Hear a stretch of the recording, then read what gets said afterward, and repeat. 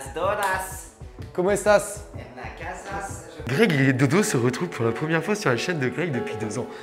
L'émotion est palpable. Oh mon dieu, cette référence ne parlera à personne. Dodo. Vraiment, devait se tourner aujourd'hui une vidéo cas clinique pour une douleur potentielle. Et il s'avère qu'une fois de plus, au moment où on doit tourner une vidéo pour notre partenaire du jour, LPG. LPG, c'est un dispositif pour les kinés et pour les professionnels de la santé qui nous permet de faire du bilan, de la rééducation et de la prévention de blessures pour nos patients. Et ça fait 2 fois qu'on se retrouve pour faire un tournage avec eux. Ça fait 2 fois que le matin, je te blesse. J'arrête de m'entraîner quand je tourne avec LPG. J'arrête de m'entraîner. Donc on devait tourner un truc au cas où tu avais une douleur. Et il s'avère que tu t'es fait mal ce matin. Ouais, petite douleur.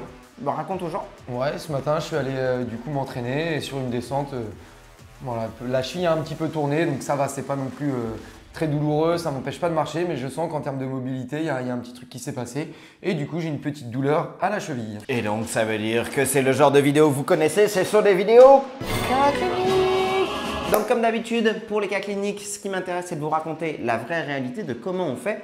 Et quand un patient vient me voir, c'est toujours la même chose. J'écoute mon patient pour savoir un peu ce qu'il a, à quoi ressemble sa douleur. Et dans ma tête, quand je l'écoute, il y a toutes les différentes cases, des causes possibles de sa douleur qui s'affichent. Là, sur une entorse de cheville, globalement, ça va aller relativement vite. Mais vous allez voir qu'on va éviter les pièges dans lesquels on ne veut pas tomber. Quand on a une entorse de cheville, globalement, qu'est-ce qu'on va retrouver dans l'interrogatoire de notre patient? Un lien fort de cause à effet. L'entorse de cheville, ça fait mal et ça fait mal maintenant. Et on va se retrouver bien souvent avec une sensation de torsion. Globalement, ce qui va être sur les entorses bénignes, c'est systématiquement quand la personne a pu continuer son entraînement et qu'elle continue de marcher. Ça, c'est des entorses bénignes.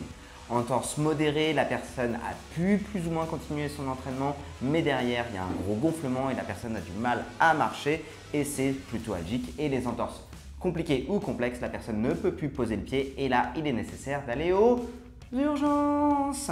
Je vais profiter du fait que tu sois quand même un sportif de haut niveau pour que vous compreniez comment moi je le traduis.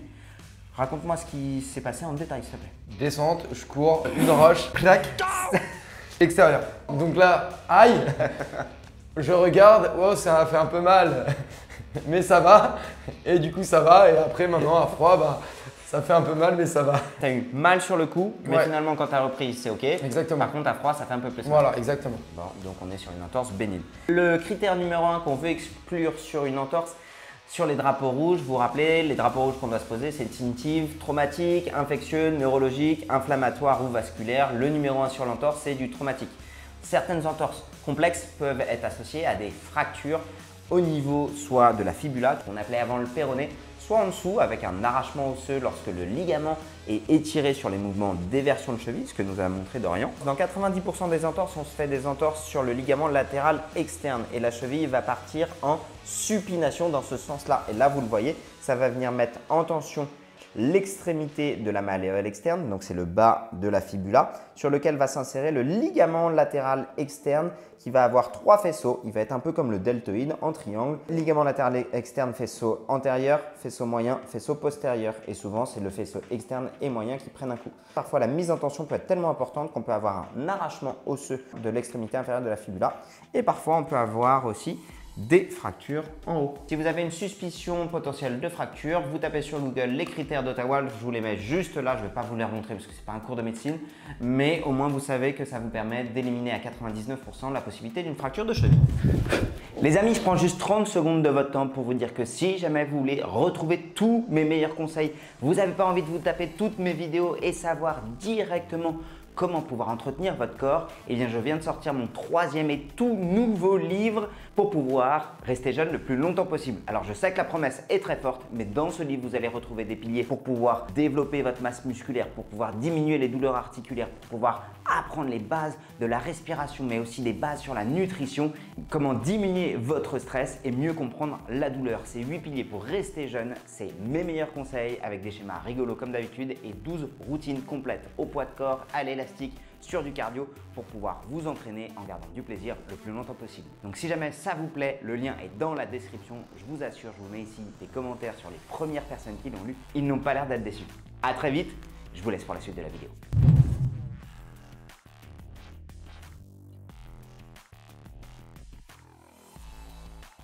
Alors, ce qu'il y a d'intéressant, c'est que souvent, les gens vont confondre parfois des douleurs de la jambe avec une périostite. Et globalement, j'ai des patients qui viennent me voir avec une douleur de là, qui me disent c'est une périostite.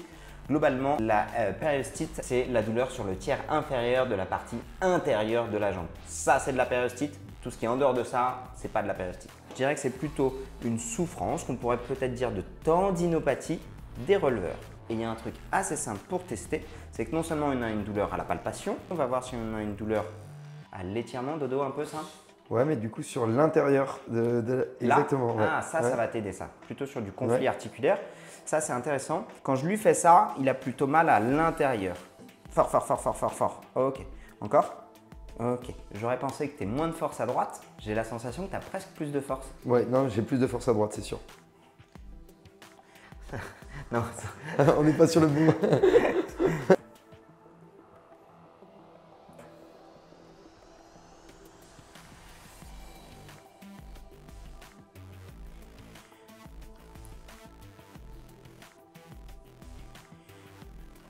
et là, ce que je viens chercher, c'est à bouger. Ouh.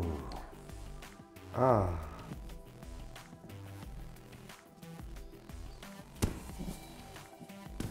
Là, ce qu'on va faire, c'est qu'on va venir mettre le pied complètement en position rapprochée du muscle et sans bouger.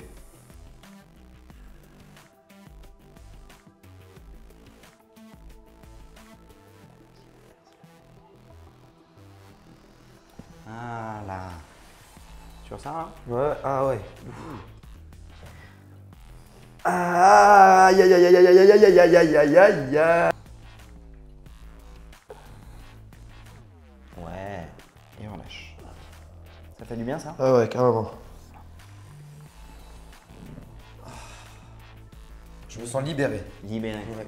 Délivré peut-être un petit peu? Je ne mentirai plus jamais. Ce que je te propose à la limite dodo, c'est tout en douceur pour réintégrer un peu de mouvement. On va se mettre sur le Uber pour travailler juste un peu de mobilité, d'activation au niveau de la cheville. Tu vois là finalement en fait, cette entorse elle est bénigne. Tu vois, il n'y a rien, ça ne t'empêchera pas de courir. Par contre, c'est un petit signe d'appel qui nous amène à regarder les stratégies de cheville, les stratégies de mollet. Et on se rend compte que les triggers, là, tu les avais déjà depuis un moment, je pense. Ouais, tu vois, les petites tensions dans le mollet. C'est sûr. Si vous avez une course proche en termes de temps, vous n'avez pas le temps de consulter, sur des tensions musculaires récurrentes qui peuvent créer des douleurs, un truc qui marche bien, en vrai, c'est le tape. Sur une entorse de cheville, si on sent la cheville instable qui part et qu'on a une épreuve sportive de prévu, on consulte et on met un strap. Alors là, c'est plutôt des bandes souples qui mettent une contention. Là, dans ton cas, il y a un bon maintien musculaire qui tient bien. Par contre, il y a une petite douleur à l'effort dans un sens et dans l'autre. Coup de bol, on se voit. Grâce à la thérapie manuelle, on redonne de la mobilité au niveau du pied. Je remonte un peu en musculaire et on voit qu'il y a des petites contractions musculaires annexes. Bon, on va reprogrammer le pied sur le Uber pour éviter que ça ne revienne. Et puis, tant que tu es là, on libère aussi dans le bas du dos. Les amis, je prends juste 2 secondes pour vous demander si jamais vous aimez les analyses et les cas cliniques. Mettez-moi un petit commentaire juste pour le référencement, ça fait plaisir. Vous m'écrivez Greg, on aime bien les cas cliniques, on en veut d'autres, ou Greg, c'était cool, ou juste pouce comme ça. Ça me fait plaisir parce que vous le savez, plus certaines vidéos que vous plaisent sont référencées, plus je peux avoir des invités de qualité, plus je peux vous en proposer. Donc évidemment, n'hésitez pas à soutenir la chaîne, c'est hyper important. Et si jamais vous n'êtes pas abonné, faites-le. Ça prend 2 secondes, mais pour moi, ça veut dire beaucoup. Merci beaucoup. Donc là, Dorian, en fait, ma théorie, elle est la suivante. Parfois, en fonction d'entorses répétées, tu vas perdre la capacité au niveau de tes tendons d'encaisser cette contrainte-là. Or, ces tendons, ils réalisent aussi la stabilisation de la cheville. Ton corps, il n'est pas bête. Quand il lui manque de la stabilisation et que tu le sollicites, il va chercher d'autres groupes musculaires autour. Et là, les plus proches, s'il n'a pas ceux qui sont devant le tibia, il va prendre ceux qui sont derrière le tibia. Là où c'est assez intéressant, c'est que quand on va manquer de releveur, la stratégie première, notamment quand on a du dénivelé positif, c'est de venir chercher au niveau de l'articulation du dessus. Au genou, on n'a pas beaucoup la possibilité de relever parce qu'on est déjà en extension de genou, c'est au niveau de la hanche. Donc ça va être plutôt sur ces mouvements-là. Donc là, ce qu'on va essayer de voir sur le Uber, c'est comment est-ce qu'on peut reprogrammer tes releveurs pour réintégrer du mouvement, ramener de la stabilité. Là où ça va être intéressant, c'est que mine de rien, là, quand je t'ai fait un trigger, je t'ai relâché les muscles derrière. En fait, tes muscles derrière qui étaient tendus, c'était pour toi plutôt un avantage. En fait, ils amenaient de la stabilisation. Comme là, je te les ai relâchés, ils vont moins se contracter. Et du coup, ce que je veux, c'est qu'au cours du travail des releveurs, tu essaies de ressentir plutôt que ça travaille devant. Et tu vois, là, je mets directement ton pied en éversion en déséquilibre pour avoir déjà une mise en tension musculaire. Et toi, tu vas mettre les 2 mains sur le plateau. Tu appuies sur play, tu auras une cible. Et le but du jeu, c'est d'essayer que tu organises une réponse pour stabiliser un maximum ton pied dans cette position-là.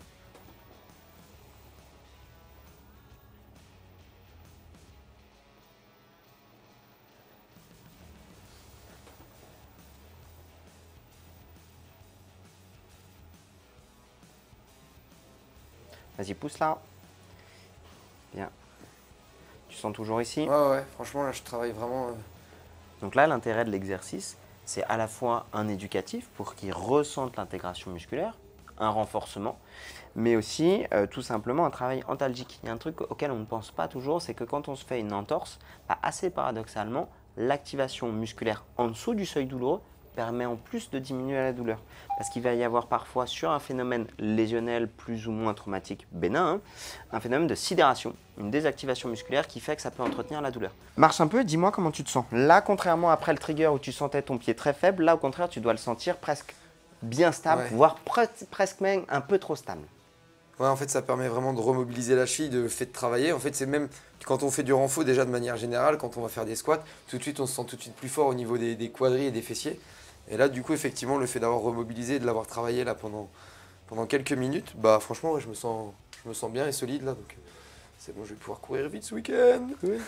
Dodo, merci, c'est marrant. On a commencé cette vidéo en déconnant et puis finalement, dès qu'on rentre un peu dans l'articulaire, du musculaire, voilà, c'est le dodo sensible qu'on a découvert. Non, mais parce que c'est intéressant en fait. Et du coup, j'apprends aussi sur mon corps. Moi, je m'entraîne tous les jours et effectivement, ça reste mon outil de travail, mais je ne suis pas non plus mécanicien.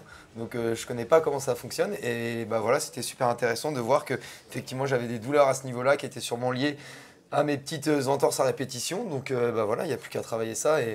Et merci de m'avoir sculpté. Avec plaisir. On garde toujours en tête, quand on va chercher des sportifs, comme tu le dis, c'est des machines qui sont très personnalisées. Ce qui vaut pour un Dorian Louvet ne vaut pas forcément pour un autre sportif et ainsi de suite.